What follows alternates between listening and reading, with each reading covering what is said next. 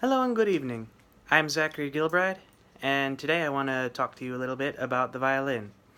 The violin is one of my personal favorite musical instruments, and it is the instrument that I have been playing the longest. I have known how to play the violin since I was about 6 years old, and today I would like to talk to you about its history and manufacture. The violin as many can guess, is a string instrument that you use a bow to play. The violin is part of a type of classification of instruments called the chordophone. Chordophones are suspended strings over a soundboard that, when the strings are struck by either pick, plucked by finger, or touched with a bow, they create a vibration that is then pushed out by the soundboard. The bow is a wooden shaft that has a set series of horsehairs that are based on tension.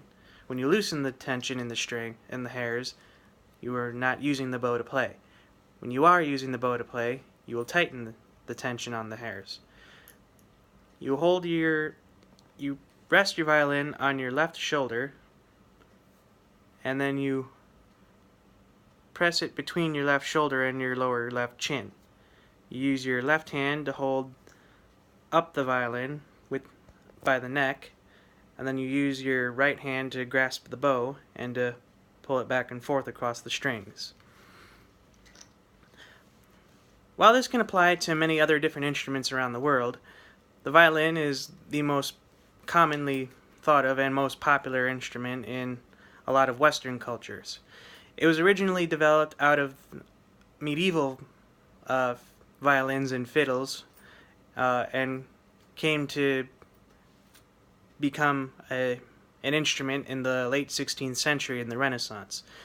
The first luthiers of the violin were Italian Renaissance people, consisting of Gasparo da Salo, Andrea Amati, and Giovanni Paolo Maggini. Back then, when they first created the violin, it looked a lot different. The body was much thicker, and the bridge, a part of a chordophone that assists in the tension given to violins, or stringed instruments in general, was much lower, and thus changed the sound of the violin, and was different than the sound of the violin altogether from what we're used to. In the late 19th century, the violin that we know today was conceived and finalized by a man named Antonio Stradivari. His contribution to how the violin looked and how it sounded was that he made it definitely how it looks and what we think of today, with a smaller body and the bridge being higher, thus giving the strings a little more bite and a more aggressive tone. And in terms of use in music, a lot of people think of either classical music or country music, depending on what name you give it.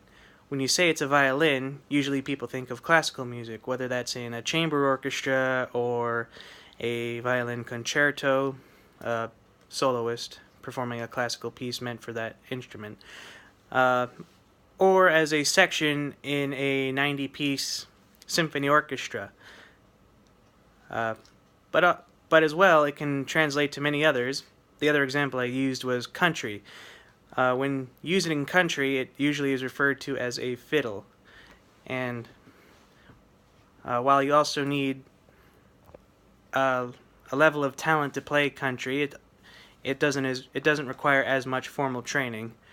As well as when you use the violin in other forms of popular and folk music, it's not necessary to have any sort of formal classical training or learn about theory, but coming from someone with a classical background, it does help. Personally, my favorite style of fiddle music is, and the use of violin or fiddle, is Celtic music.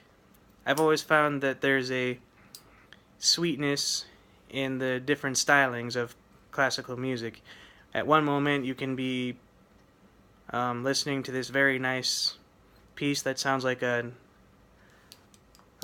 nice lullaby, and then you can flip the switch and have a very upbeat toe tapping piece that would be that you could almost think of as a pub sing along.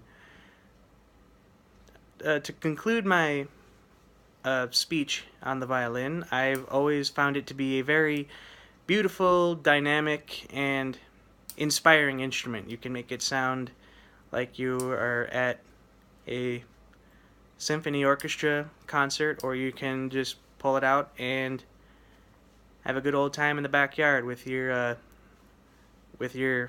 buddies on guitar, banjo, and mandolin, as it were. Thank you.